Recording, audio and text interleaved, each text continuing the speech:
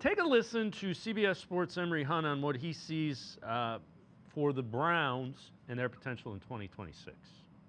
The fact that they nailed the draft pick on top of getting some undrafted free agents, and you look at, a quarterback in Shedeur Sanders, that's the big elephant in the room. I think that's why people are being disingenuous about the Browns, because they're being disingenuous about their evaluation of Shedeur Sanders. You include him in that draft class.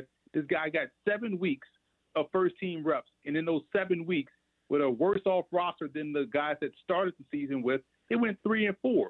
So imagine if he had gotten the entire offseason and started from week 1, maybe the Browns already would be a 9-win team, and we're talking about 2026, the potential opportunity for them to go really far in the playoffs. So I look at it from a glass half full perspective. I'm not disingenuous about Shedeur Sanders, nor this draft class, nor the talent on this roster. This is a team that can win a lot of games in 2026 if they start to stockpile the offense like they did this year with the defense.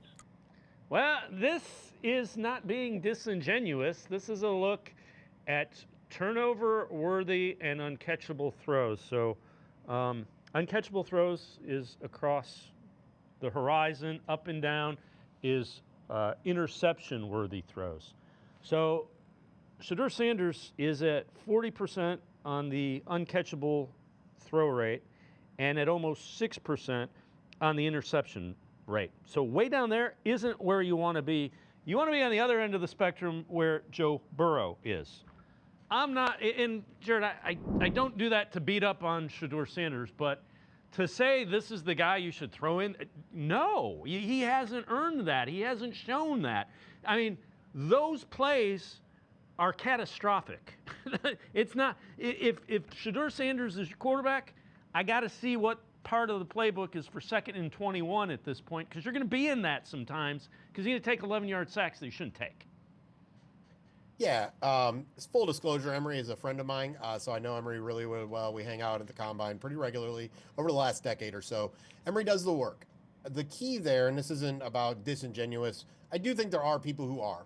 People just want Shedeur Sanders gone because he has a following, because there are some lunatics, to some extent, that's what fanatics are, right, at some level, who only care about Shedeur Sanders. And with Emory, he cares about the development of prospects, so he's looking at it from a prospect perspective, whereas Dave, you and I are looking at it from a team perspective. And I think Emory's not wrong at a root level.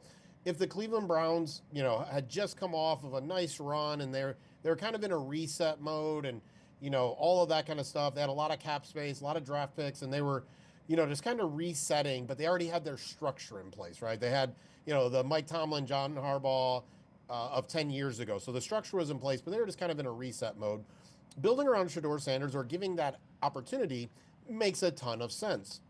The problem is that that's all about Shedeur Sanders, not about the Cleveland Browns. And so the reality is it possible Shedeur Sanders steps into the 2026 training camp as quarterback 1?